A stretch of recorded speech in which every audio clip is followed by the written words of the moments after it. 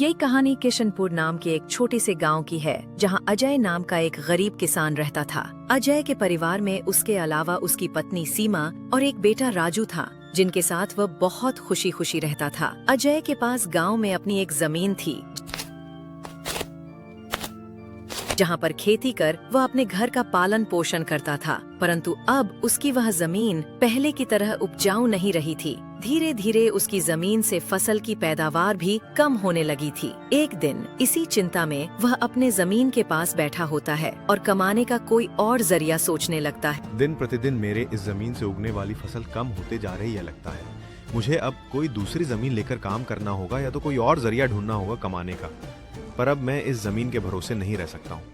चलो एक बार चल के सीमा से राय लेकर देखता हूँ वो क्या कहती है। अजय तुरंत खेत से अपने घर की तरफ चल पड़ता है। घर पहुंचकर वह सबसे पहले अपनी पत्नी सीमा को आवाज लगाता है। सीमा, जरा यहाँ आना, तो तुमसे एक जरूरी बात करनी है। अजय की आवाज सुनकर सीमा वहाँ आ जाती है। बोलिए, आपने मुझे बुलाया क्या? हाँ सीमा, मुझे तुमसे एक जरूरी विषय पर बात करनी है और तुम्हारी राय जाननी है। सीमा, तुम तो जानती हो हमारी जमीन अब पहले की तरह इतनी उपजाऊ नहीं रही है, और अगर मैं ज्यादा खाद वगैरह डालने की कोशिश करूंगा तो कहीं उसकी मिट्टी और खराब ना हो जाए।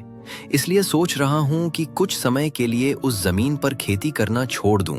साल की हर साल थोड़ी थोड़ी खाद उसमें डालता रहूंगा, जिससे कुछ सालों बाद वो पहले की तरह उपजाऊ हो जाएगी। फिर उसमें खेती करना शुरू कर दूंगा। हाँ, ये ठीक रहेगा। इससे आपकी जमीन भी सही रहेगी और उसमें उगने वाली फसल भी। हाँ, पर तब तक मैं क्या करूं, क्योंकि मेरे पास दूसरी तो कोई जमीन नहीं है, तो घर का खर्च चलाने और राजू के पढ़ाई के लिए कहां से पैसे जुटा पाऊंगा। आप एक काम क्यों नहीं करते, एक बार जाके गांव के जमींदार काका से मिल लीजिए। वो तो बहुत अच्छे और नेक दिल हैं। वह आपकी जरूर कोई मदद करेंगे। हाँ सीमा, ये ठीक रहेगा, क्योंकि काका अगर कोई नया काम भी करने बोलेंगे तो वो उसमें भी मेरी मदद कर देंगे। ठीक है सीमा, तो मैं कल सुबह सुबह ही काका से मिलने उनके घर चला जाऊंगा। अगली सुबह अजय जमींदार से मिलने उसके घर के लिए चल पड़ता है। जमींदार के घर के बाहर पहुंचकर वह जमींदार को आवाज लगाता है। अरे आओ अजय बेटा, बोलो क्या हुआ, कुछ काम था क्या? काका, आपकी एक मदद चाहिए थी। हाँ बोलो ना, मैं किस प्रकार तुम्हारी मदद कर सकता हूँ? अजय फटाफट से जमींदार को अपने खेत की हालत बता देता है। काका, मेरे पास एक ही जमीन है जिस पर खेती कर मैं अपने घर का खर्च चलाता हूँ, और मैंने आज तक खेती के अलावा कोई दूसरा काम भी कभी किया नहीं। तो अब यही नहीं समझ में आ रहा है कि मैं क्या करूँ। बेटा, खेती के अलावा दूसरा काम क्यों करना? तुम एक काम करो, मेरे पास गांव के बाहर एक जमीन है, तुम उस पर खेती करो। काका, पर इससे तो आपका नुकसान हो जाएगा। नहीं बेटा, कोई नुकसान नहीं होगा। इसी बहाने तुम मेरी जमीन की देखरेख भी करोगे, क्योंकि अब तो मेरी उम्र भी हो गई है और मेरा बेटा भी शहर में रहता है, तो इससे तुम्हारा भी भला हो जाएगा और मेरी भी थोड़ी जिम्मेदारी कम रहेगी। ठीक है काका, अगर ऐसी बात है तो मैं कल से ही उस खेत पर काम करने चला जाऊं। अजय जमींदार को धन्यवाद कहकर वहां से अपने घर के लिए निकल जाता है। अजय अपने घर पहुंचकर सीमा को सारी बात बता देता है। ये तो बहुत अच्छा है, यानी आपकी सारी चिंता ही खत्म हो गई। हाँ सीमा, अब मैं काका के खेत पर बहुत मेहनत करूंगा और कोशिश करूंगा कि एक दो और खेत खरीद लूं, क्योंकि भविष्य में ऐसी समस्या आए तो उसके लिए हम तैयार रहें। अगली सुबह अजय जमींदार के खेत पर काम करने निकलने वाला ही होता है, लेकिन तभी सोचता है, काका की जमीन गांव के बाहर है, तो शायद शाम को आते आते देर हो जाए, इसलिए सीमा को बोलकर जाता हूँ। सीमा, जरा यहाँ आना। तो सीमा सुनो, काका का खेत गांव के बाहर है, तो मुझे शाम को घर लौटने में थोड़ी देर भी हो सकती है। तो अगर मुझे देर हो जाए तो तुम और राजू खाना खाकर सो जाना। ठीक है, पर अपना ध्यान रखना और 1 मिनट रुकना, मैं आपके खाने का डिब्बा लेकर आती हूँ, वो लेकर ही जाना। फिर क्या था, अजय अपना खाने का डिब्बा लेकर गांव के बाहर वाली जमीन पर काम करने चल पड़ता है। चलते चलते कुछ समय बाद वो गांव के बाहर वाली जमीन पर पहुंच जाता है। चलो, अब पहुंच गया हूं तो फटाफट से खेत पर काम करना शुरू कर देता हूं। अजय अपनी कुदाल उठाकर खेत पर काम करना शुरू कर देता है। अजय को अभी काम करते कुछ समय हुआ ही था कि तभी पीछे से एक सांप आकर उसे काट लेता। सांप के काटने के कुछ समय में ही अजय चक्कर खाकर वहीं गिर जाता है। यहाँ अजय सांप के काटने से बेहोश हो चुका था, पर गांव के बाहर होने के कारण उसकी खबर अब तक उसके घर वालों को नहीं चलती है। सुबह की अब रात हो जाती है और सीमा अजय का इंतजार कर रही होती है। माँ को इतने परेशान देख राजू पूछता है,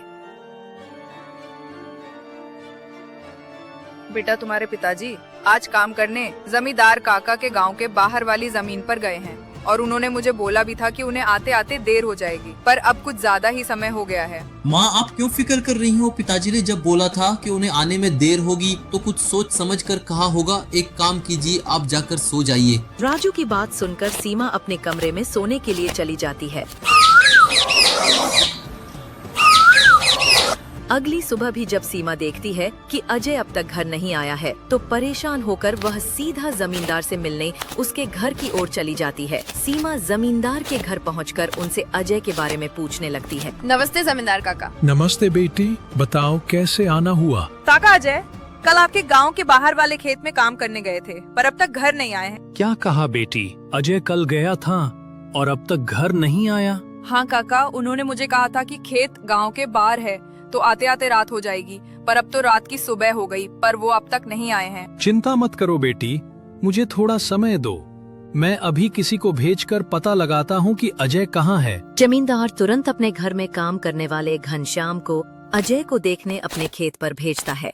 कुछ समय के बाद घनश्याम जमींदार के खेत पर पहुंच जाता है और वहां का दृश्य देखकर वो परेशान हो जाता है। ये क्या, अजय का तो पूरा शरीर नीला पड़ चुका है। मुझे लगता है इसे किसी सांप ने काटा है। मुझे तुरंत जमींदार जी को ये बात बतानी पड़ेगी। वहां से भागते भागते जमींदार के घर के लिए निकल जाता है।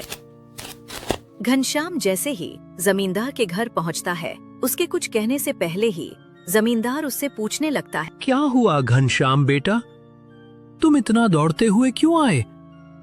और क्या तुम्हें अजय मिला? घनश्याम जमींदार को सारी बात बता देता है जो उसने खेत में देखी थी। घनश्याम जब जमींदार को सारी बात बता रहा होता है, तभी वहाँ पास में खड़ी सीमा भी सारी बात सुन लेती है। घनश्याम, तुम सबसे पहले वैद्य जी को लेकर वहाँ पहुँचो। मैं सीमा बेटी को लेकर वहाँ आता हूँ। घनश्याम को वैद्य जी के पास भेजने के बाद जमींदार सीमा को समझाने लगता है। सीमा बेटी, पहले तो तुम रोना बंद करो और जल्दी से मेरे साथ चलो, क्योंकि तुम्हारे रोने से अजय ठीक नहीं होगा। फिर क्या था, जमींदार सीमा को लेकर अजय को देखने उसके खेत की तरफ निकल जाता है और घनश्याम वैद्य जी को लेने दूसरी तरफ निकल जाता है। जमींदार और सीमा जब वहाँ पहुँचे तो उन्होंने देखा अजय बेहोश हालात में खेत में गिरा था और उसका पूरा शरीर नीला पड़ चुका था। सीमा अजय के पास बैठकर रोने लगती है। तभी वहाँ वैद्य जी आ जाते हैं। वैद्य जी के आते ही सीमा वहाँ से हट जाती है और वैद्य जी अजय की हालत का जायजा लेने लगते हैं। क्या हुआ वैद्य जी, अब कैसी है अजय की हालत? जमींदार जी, मैं आपको झूठ बोलकर अंधेरे में नहीं रखना चाहता हूं, पर अजय की हालत बहुत खराब है। वैसे तो मैंने उसे जहर को काटने वाली औषधि दे दी है, परंतु जहर अजय के अंदर कुछ ज्यादा समय तक रह गया है, जिस कारण वो प्रगाढ़ बेहोशी के हालत में चला गया है।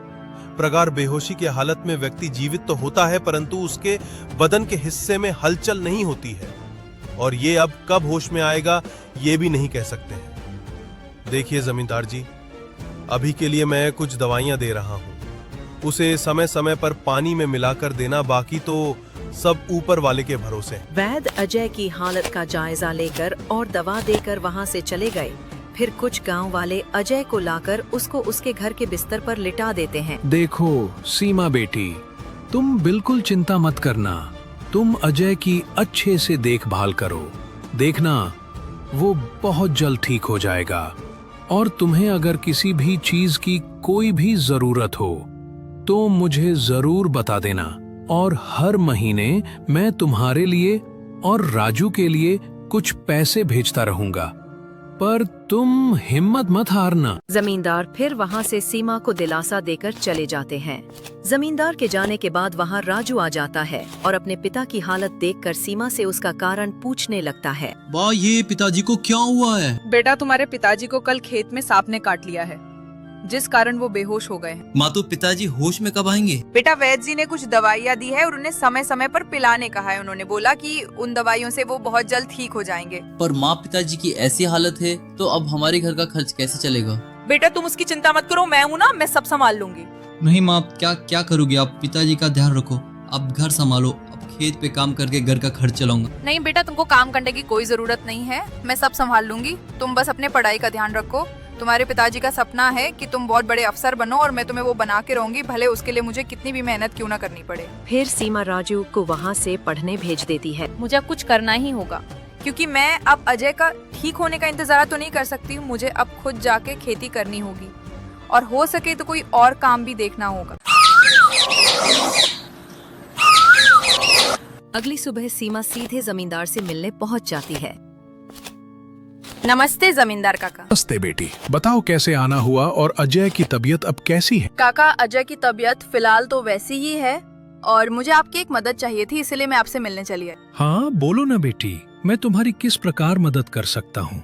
काका, मैं चाहती हूँ कि जो जमीन आपने अजय को दी थी काम करने के लिए, आप मुझे उस पर काम करने की इजाजत दे दीजिए, ताकि मैं उस पर काम करके अपने घर का खर्च और राजू की पढ़ाई करा सकूं। बेटी, पर तुम्हें वहाँ काम करने की कोई जरूरत नहीं है, मैं हूँ ना। मैं तुम्हारे घर के लिए जो भी खर्च लगेगा हर महीने भेज दिया करूँगा। नहीं काका, आपने अब तक हमारी बहुत मदद की है। अब आप बस मुझे आपके खेत में काम करने की इजाजत दे दीजिए। मैं अब खुद काम करके अपना घर चलाऊंगी और राजू को अफसर बनाऊंगी। जमींदार सीमा को बहुत समझाने की कोशिश करता है, पर सीमा जमींदार की बात मानने तैयार नहीं थी। आखिर में सीमा की बातें सुनने के बाद जमींदार सोचने लगता है, मुझे लगता है सीमा मेरी बात नहीं मानेगी, पर अगर वो काम करने इतने दूर जाएगी तो वो अजय का ध्यान नहीं रख पाएगी। एक काम करता हूँ, मैं सीमा को मेरी गांव के अंदर वाली जमीन पर काम करने के लिए कह देता हूँ, ताकि वो खेतों पर काम भी कर सके और अपने घर का ध्यान भी रख सके। ठीक है सीमा बेटी, मैं तुम्हें अपने खेत पर काम करने की इजाजत तो दे सकता हूँ,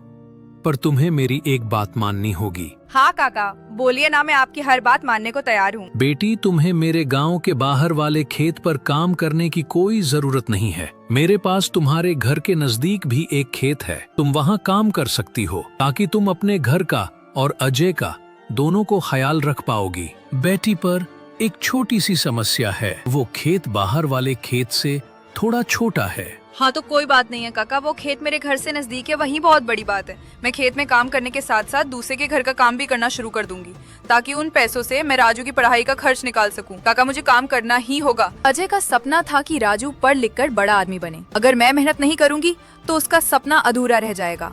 राजू की पढ़ाई के लिए और घर चलाने के लिए मुझे हर हाल में ये जिम्मेदारी उठानी पड़ेगी। बेटी, तुम्हारी मेहनत देखकर मुझे पूरा भरोसा है कि तुम जरूर सफल होगी। मैं तुम्हारी हर संभव मदद करूंगा। तुम कड़ी मेहनत करो, भगवान भी तुम्हारे साथ है। सीमा ने जमींदार के गांव के अंदर वाले खेत पर काम करना शुरू कर दिया। वह सुबह खेत पर काम करती और दोपहर के बाद गांव के घरों में सफाई और खाना बनाने जैसे छोटे मोटे काम करने जाती। धीरे धीरे सीमा की मेहनत रंग लाने लगी। खेत में अच्छी फसल हुई, जिससे उसका घर चलने लगा और जो पैसे वह दूसरों के घरों में काम करके कमाती थी, वह राजू की पढ़ाई में खर्च करने लगी। बेटा, मैं चाहती हूँ कि तुम मन लगाकर पढ़ाई करो। तुम्हारे पिताजी का सपना है कि तुम अफसर बनो। मैं तुम्हारे लिए हर मुश्किल को पार कर लूंगी। माँ, मैं कल ही मेहनत करूंगा। एक दिन मैं पिताजी का सपना पूरा करके दिखाऊंगा। सीमा की मेहनत और त्याग से गांव के लोग भी प्रेरणा लेने लगे। उन्होंने देखा कि कैसे एक माँ अब अपने परिवार के लिए हर कठिनाई का सामना कर रही है। इसी बीच अजय की हालत धीरे धीरे सुधरने लगी। वैद्य जी की दवाओं और सीमा की देखभाल ने जहर का असर कम कर दिया। एक दिन अचानक अजय को होश आ गया। अजय को होश में आते देख सीमा बहुत खुश हो गई। अजय, तुम्हें होश आ गया। भगवान ने मेरी मेहनत और दुआएं सुन ली। सीमा, मैंने तुम्हें और राजू को बहुत परेशान किया। नहीं अजय, तुम हमारी ताकत हो। जब तक तुम ठीक हो रहे थे, मैंने हर जिम्मेदारी संभाली और देखो अब सब कुछ ठीक हो रहा। अजय धीरे धीरे पूरी तरह ठीक हो गया। उसने सीमा की मेहनत और त्याग देखकर प्रण लिया कि अब वह उसके साथ कंधे से कंधा मिलाकर परिवार को आगे बढ़ाएगा। राजू की पढ़ाई भी सफलतापूर्वक चलती रही और कुछ सालों बाद वह एक बड़ा अफसर बन गया। माँ, पिताजी, मैं आज जो कुछ भी हूँ वो आपकी मेहनत और त्याग के कारण हूँ। बेटा, यह सब तुम्हारी माँ का बलिदान है। उसने हमारे परिवार को बचाने के लिए हर मुश्किल का सामना किया।